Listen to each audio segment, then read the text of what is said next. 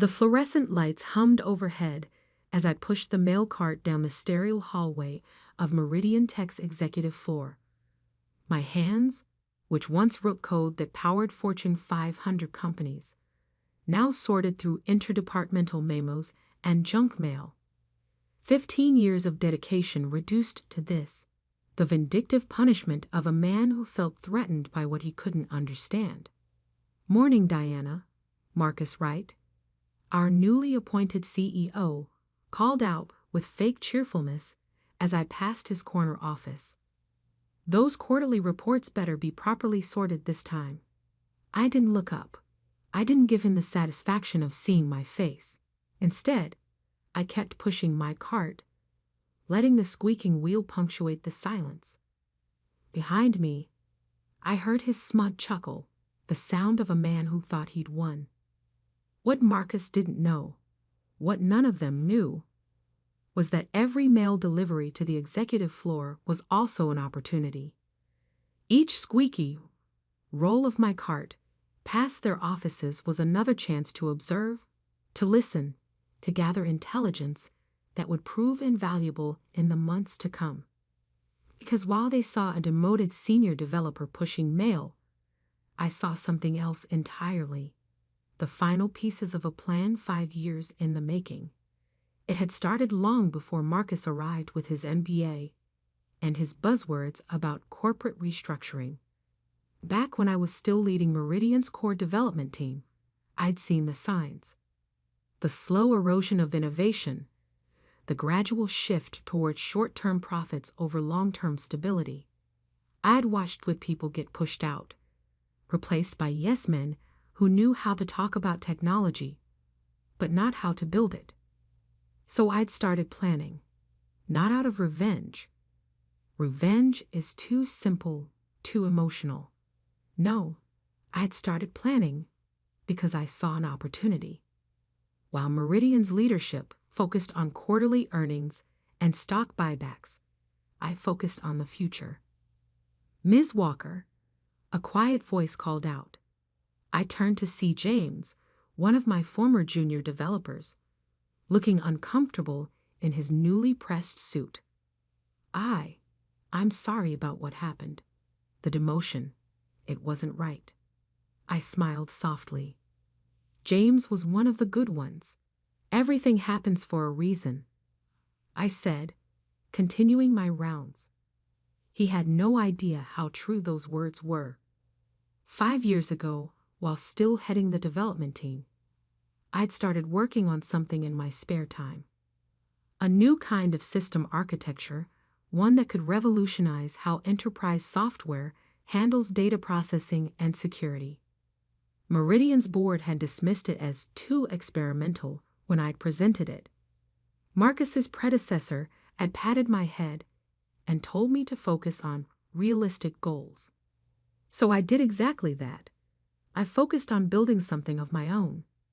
The irony was delicious. Every day they forced me to spend in the mailroom was another day I could observe their operations without suspicion. Every degrading comment about my new role was another reminder of why I'd chosen to keep my startup, Nova Systems, completely secret from everyone at Meridian. As I pushed my cart into the break room, I overheard 2 executives talking in hushed tones. "The board's getting nervous," one whispered. "The new cloud platform isn't performing as promised. We're losing clients." "Marcus says he's got it under control," the other replied, not sounding convinced. I suppressed a smile. Of course the platform wasn't performing. They'd gutted the original architecture, my architecture, and replaced it with a flashy but fundamentally flawed system. What they didn't realize was that their biggest clients were already quietly talking to Nova Systems about an alternative. My phone buzzed in my pocket. A message from Kate, my co-founder at Nova. Final paperwork filed. IPO announcement set for tomorrow morning. You ready? I glanced at my reflection in the break room window. The woman staring back at me didn't look like a typical tech founder. No designer clothes, No power suits. Just simple slacks and a button-up shirt. Graying hair pulled back in a practical bun. Exactly how they expected their mailroom lady to look. Ready? I typed back. See you at the office tonight. The office was a converted warehouse in the industrial district, where for the past 5 years, I'd been building something that would make Meridian's technology look like a flip phone in the age of smartphones. While they'd been forcing me into irrelevance, I'd been quietly assembling a team of the best developers in the industry. Many of them former Meridian employees who'd been similarly pushed aside. We hadn't just built a better system, we'd built the future. As I finished my morning mail rounds, Marcus stepped out of his office, straightening his expensive tie. "Diana," he called out, that same condescending smile on his face. "Since you're heading to the lobby anyway, be a dear and pick up my dry cleaning, would you?" I nodded politely. "Of course, Mr. Wright." He turned to walk away, then paused. "You know, I never understood why you stayed after the demotion. Most people would have quit." I looked at him directly for the first time that day. "I believe in seeing things through to the end, Mr. Wright." He laughed, that sharp, dismissive sound I'd grown so familiar with. "The end? Diana, this is your end. This is what loyalty gets you in the real world. The sooner you accept that, the happier you'll be." I watched him walk away, his Italian leather shoes clicking against the polished floor. In less than 24 hours, those same shoes would probably scuff that same floor as he ran from reporter to reporter, trying to explain how his company's obsolete senior developer had just become his biggest competitor. That evening, as I left Meridian's offices for what I knew would be the last time, I took one final look at the building I'd called home for 15 years. The security guard gave me a sympathetic smile as I walked out. The same smile I'd been getting since my demotion 3 months ago. "Good night, Ms. Walker," he called out. "See you tomorrow?" I smiled back. "Tomorrow's going to be different, Carl. For all of us." The drive to Nova's headquarters took exactly 28 minutes. I'd made this journey every evening for the past 5 years, leaving Meridian's corporate politics behind and stepping into a world where innovation still mattered, where ideas were valued more than titles. As I pulled into the parking lot, I saw the lights were still on. Through the large windows, I could see my team, brilliant minds from around the world, all brought together by a shared vision, and in many cases, a shared experience of being underestimated and overlooked. Kate met me at the door, tablet in hand, excitement barely contained. "Everything's ready," she said, falling into step beside me.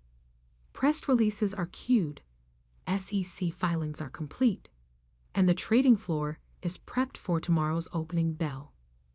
I nodded, taking in the busy scene before me.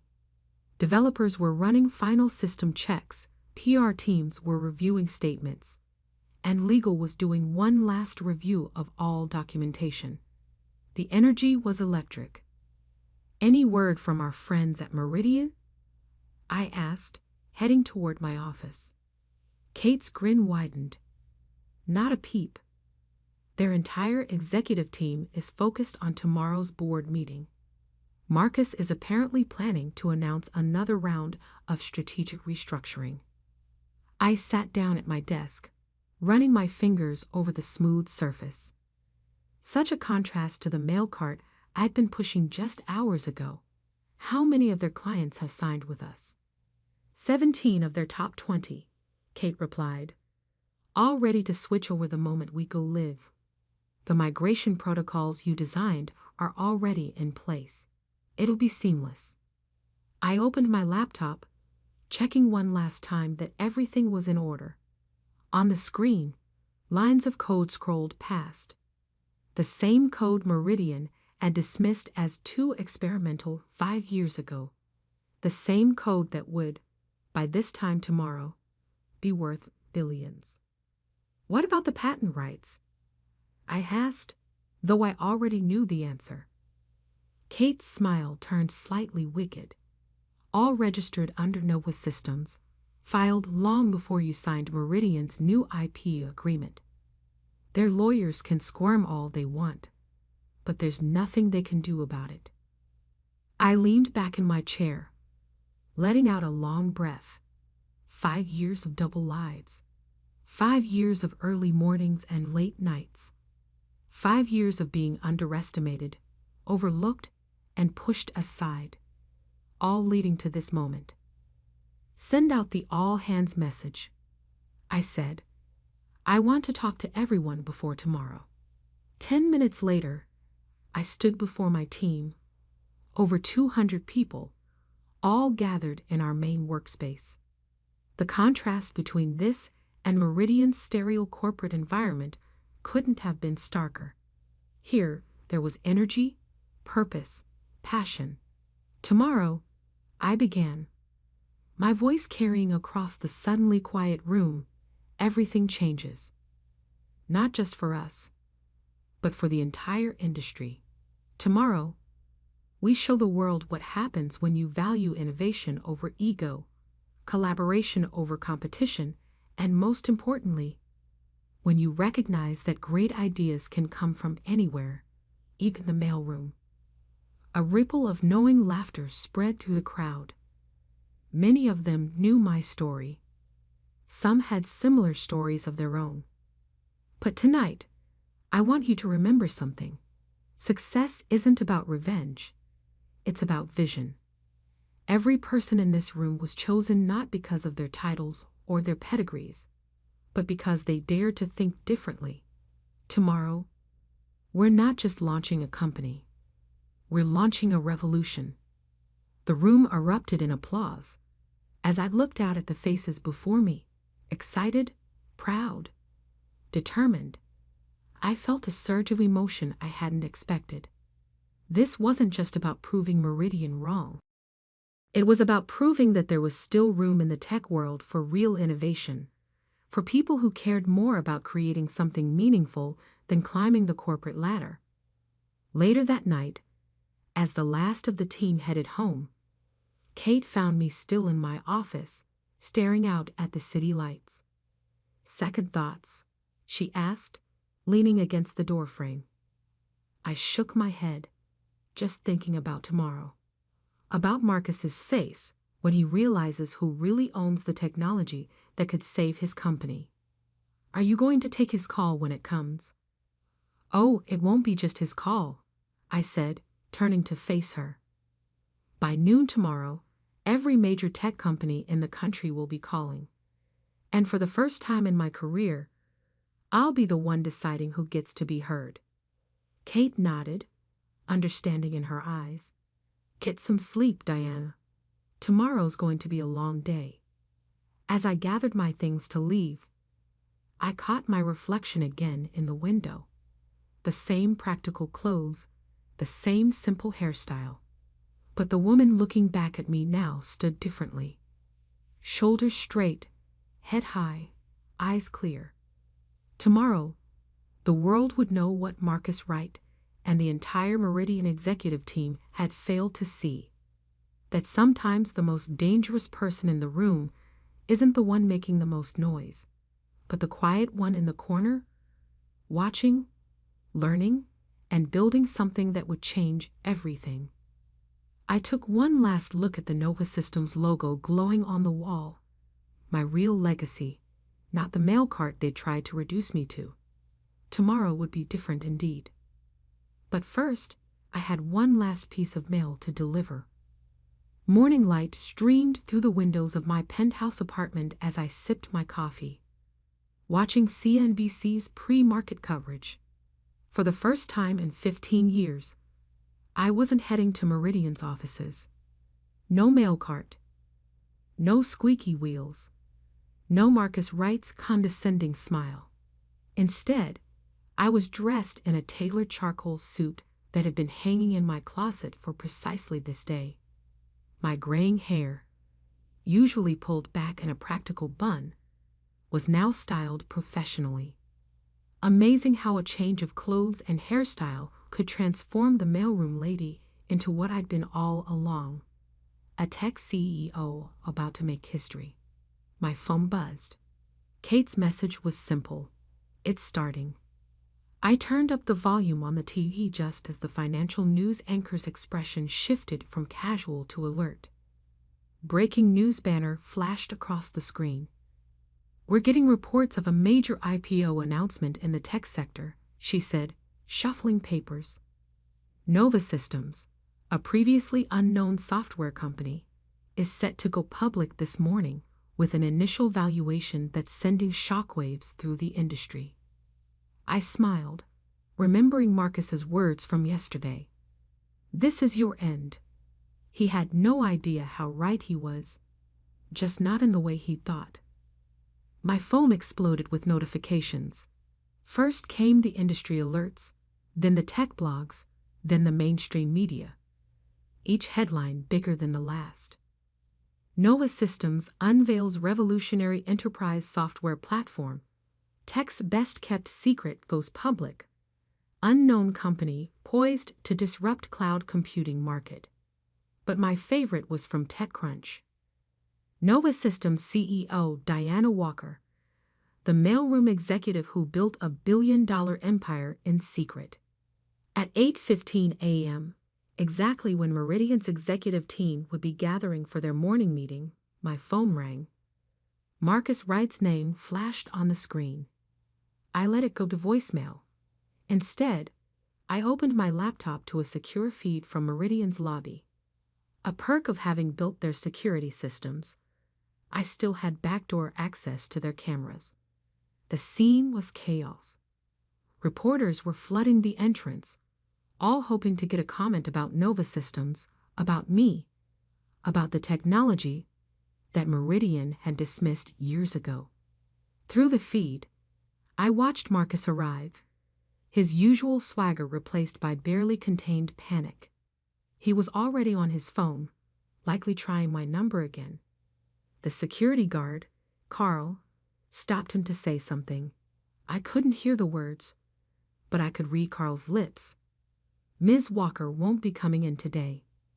Kate arrived at my apartment at 8:45 a.m., practically bouncing with energy. The stock opens in 45 minutes, she announced, setting up her laptop.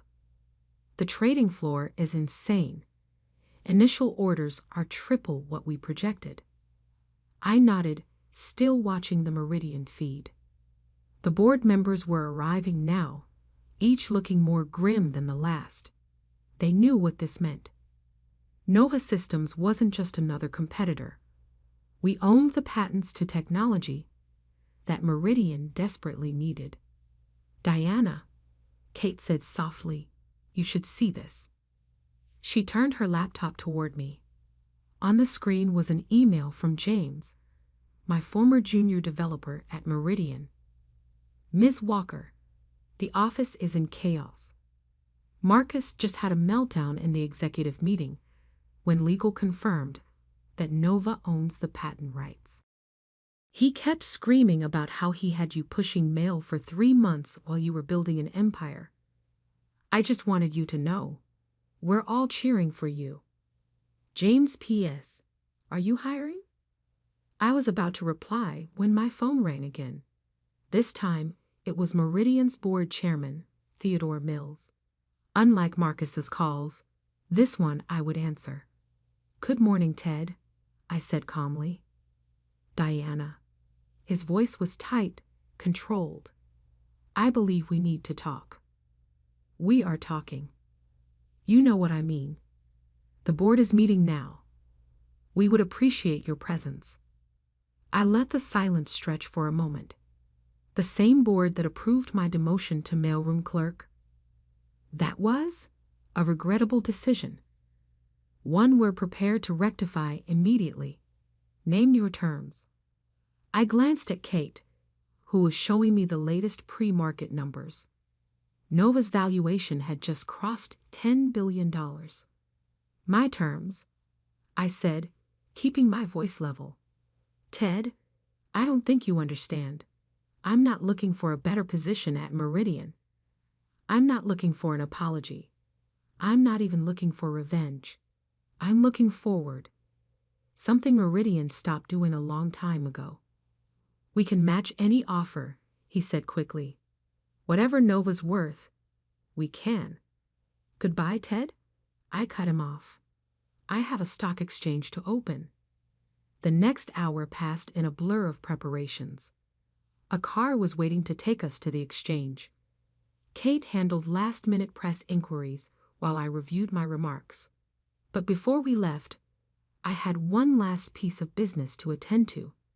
I opened my email and composed a message to Meridian's all-staff list, an address I technically shouldn't still have access to. But then again, I'd built their email system too.